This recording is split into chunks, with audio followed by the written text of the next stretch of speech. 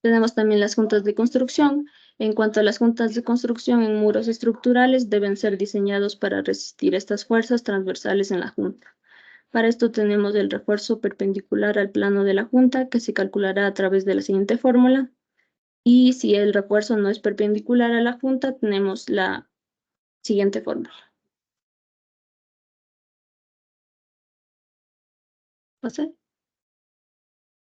En el capítulo 6 de dispositivos constructivos resistentes a sismos, tenemos los muros estructurales, cuya razón es el momento sobre la fuerza cortante por la longitud del muro. Esta deberá ser mayor a 2 y podrán ser diseñados con los conceptos de diseño de elementos en flexión o en flexo-complexión. ¿Bien? Tenemos los muros estructurales del caso 2. En este se empleará como refuerzo de acero una varilla corrugada o malla electrosoldada. La cuantía mínima de refuerzo será de 0.0025 por 420 por el eje longitudinal y transversal. También se podrán emplear acero electrosoldado con FY de hasta 600 megapascales. El espaciamiento máximo entre esfuerzos será de 450 milímetros y el refuerzo requerido por fuerzas cortantes se deberá distribuir uniformemente. Tenemos las columnas en pórticos con diagonales y elementos de borde.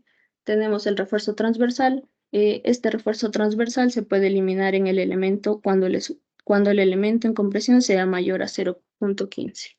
Y el refuerzo longitudinal nos dice que todo refuerzo longitudinal de muros estructurales, pórticos con diagonales y elementos confinados de muros y mampostería confinada y cabezales se deberá anclar de acuerdo con las especificaciones para refuerzo en tracción del capítulo 21.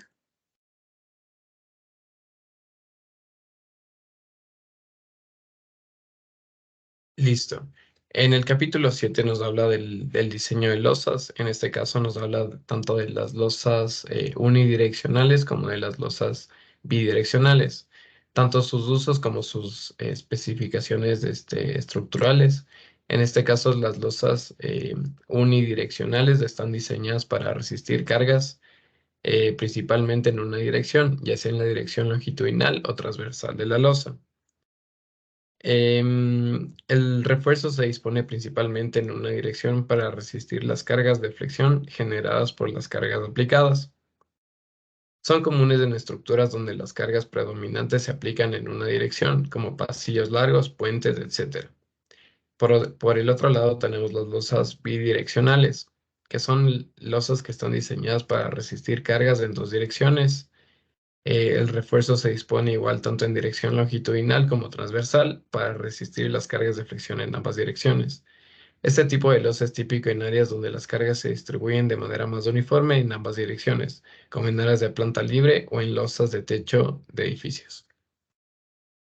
En el capítulo 8 nos habla de la evaluación de la resistencia de estructuras existentes. Este capítulo está direccionado según la norma ASI 318, que es la American Concrete Institute. Generalmente implica varios pasos. Aquí hay un resumen de los pasos principales. La inspección visual. Se realiza una inspección visual detallada de la estructura para identificar cualquier daño visible como grietas, corrosión y deformaciones. Recolección de información histórica. Se recopila toda la información histórica disponible sobre la construcción y el mantenimiento de la estructura, incluidos los planos originales, registros de carga, registros de mantenimiento y cualquier otro documento relevante. Análisis estructural. Se realiza un análisis estructural detallado para determinar la capacidad de carga actual de la estructura. Esto puede implicar el uso de software de modelado estructural para simular diferentes cargas y condiciones de carga. Pruebas no destructivas. Se puede realizar pruebas no destructivas como pruebas de ultrasonido, prueba del esclerómetro, prueba de penetración de esclerómetro, etcétera, para evaluar la integridad del concreto y detectar posibles defectos ocultos. Las pruebas destructivas selectivas. En algunos casos puede ser necesario realizar pruebas destructivas selectivas como la extracción de núcleos de concreto para evaluar la resistencia real del material. Análisis de capacidad de carga. Se compara la capacidad de carga calculada de la estructura con las cargas previstas y los requisitos de diseño actuales para determinar si la estructura es capaz de soportar las cargas aplicadas de manera segura. Evaluación de la seguridad. Se evalúa si la estructura cumple con los requisitos de seguridad y si es necesario tomar medidas correctivas, como refuerzo estructural o reparaciones para garantizar la seguridad continua de la estructura. Listo. Ahora vamos a ver el capítulo 9 y 10, los dos últimos de NEC. El capítulo 9 nos relata sobre el control de calidad de obras de hormigón, el cual tenemos la evaluación y la aceptación de los materiales, los cuales hemos revisado continuamente en el semestre, lo que tenemos el cemento, los áridos, el agua y los aditivos. Cámbiale. Bueno, dentro de ellos tenemos el control y la proporcionamiento y dosificación y mezclado. Dentro de eso tenemos el control de dosificación del hormigón, el cual se debe verificar que las cantidades de materiales coincidan con el diseño aprobado. El constructor debe presentar una dosificación con las cantidades de materiales y la resistencia esperada a 28 días. La dosificación en laboratorio en proyectos grandes o estructuras especiales se dosifican en laboratorios y se envían mezclados de prueba al lugar del trabajo. En trabajos pequeños se dosifica en laboratorios de independientes en control de obra. Y por último, las pruebas de control. El supervisor debe ordenar pruebas de consistencia, contenido de aire, temperatura y masa volumétrica del hormigón. La medición y el mezclado.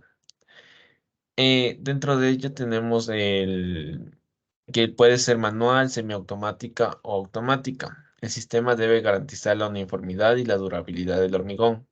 El supervisor debe verificar que se sigan los procedimientos correctos. En tolerancias en la medición se establecen las tolerancias para el peso del cemento, áridos y agua. Las tolerancias dependen de la cantidad de materiales a medir y la capacidad de la báscula. En equipo de pesaje y dosificación se debe ser adecuado para el tamaño del proyecto y garantizar la precisión en la medición. Las tolvas de pesaje deben descargarse completamente y los silos tener la capacidad de producción adecuada. Cámbiale.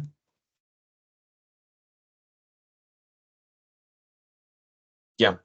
Dentro del capítulo también tenemos el control de proporcionamiento, dosificación y mezclado, el cual habla del hormigón premezclado, que dice que se mezcla en planta, en camión o parcialmente en planta, terminando en el camión. Debe cumplir con la norma NT-INEN 1855-1. El, el supervisor debe verificar el tipo de cantidad de cemento, realizar pruebas y ajustar la dosificación. También tenemos el control del hormigón premezclado, el cual nos relata sobre el agua, el aire, la temperatura y la cantidad. Dentro del agua tenemos verificar la cantidad y ajustarlo por la humedad de los áridos. Dentro del aire tenemos asegurar que el contenido de aire cumpla con las especificaciones. En temperatura es controlar la temperatura del hormigón fresco y la cantidad de medir el hormigón por volumen, peso o por la suma de los volúmenes absolutos de los materiales. Dentro del hormigón mezclado en una central o en obra, se debe verificar que la mezcladora esté limpia, en buen estado y funcione correctamente. El tambor de la mezcladora debe ser hermético y el tiempo de mezclado depende del tamaño y tipo de mezcladora. El tiempo mínimo de mezclado es de 90 segundos para un metro cúbico o menos. También el equipo de transporte del hormigón puede transportarse en camiones mezcladores, agitadores móviles o recipientes herméticos. Los equipos que no agitan deben tener cubiertos para proteger el hormigón de la intemperie. Cámbiale. Dentro del capítulo también tenemos la supervisión antes de la colocación del hormigón. Esto es un tema más sencillo ya que es la excavación y cimentación, ya que ayuda a verificar la compactación y humedad del suelo de cimentación. Las superficies de excavación deben cumplir con los requisitos del proyecto. La excavación debe alcanzar el material firme y por último el suelo no debe estar alterado. Dentro de ello tenemos la estructura de encofrados y sus apoyos. Ahí tenemos unas tablas que dice que el encofrado en muros son a partir del tiempo de 12 horas, las columnas 12 horas, lados de vigas y traves 12 horas, casetones anchos mayores que 750 milímetros 3 días y casetones de ancho menores de 750 milímetros en 4 días. También tenemos la colocación del acero de refuerzo, que tenemos también una tabla que nos proporciona la NEC, de las corrugadas de 8 milímetros a 36 milímetros, los alambres para mallas de 4 milímetros a 10 milímetros y los estribos, por último, de 10 milímetros hasta 16 milímetros. Cámbiale. La supervisión de los procesos de colocado del hormigón. El transporte del hormigón en obra se deberá basarse tanto como en carretillas para distancias menores de 60 metros, botes y tolvas con pendientes de 60 grados y con puertas de descargue de anchas. Las canaletas y bandas transportadoras deben ser redondas con pendiente de 1 a 2 o 1 a 2,5. Y el bombeo, una altura máxima de 2 metros, tubos de acero de 100 a 150 milímetros. Cámbiale. Ya. También tenemos la supervisión de los procesos de colocado del hormigón. La colocación del hormigón, mantener el hormigón uniforme y libre de imperfecciones, evitar la segregación, áreas porosas, desplazamientos de encofrados o acero de refuerzos. Asegurar la adherencia entre capas y minimizar el agrietamiento. En dirección y localización de la caída debe ser vertical para evitar segregación. Usar canaletas de descarga, evitar que golpee el acero de refuerzo a los lados del encofrado. Usar botes de colocación cerca de la parte superior de la estructura y colocar el hormigón lo más cerca posible de su ubicación final. También tenemos que nos menciona que no se debe mover el hormigón lateralmente a menos que se mueva sin segregación. En muros, colocar primero el hormigón en las esquinas y extremos.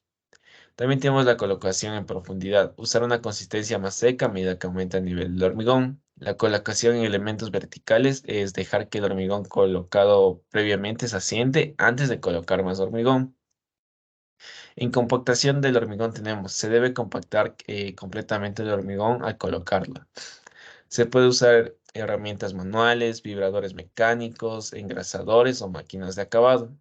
Bueno, eso depende de la obra o cómo se esté vertiendo el hormigón. La compactación asegura un hormigón denso, buena adherencia al acero y superficies lisas. Preparación antes de la compactación. Verificar que se tenga el equipo y personal adecuado. Elegir un método de compactación adecuada para la mezcla del hormigón y la complejidad del encofrado.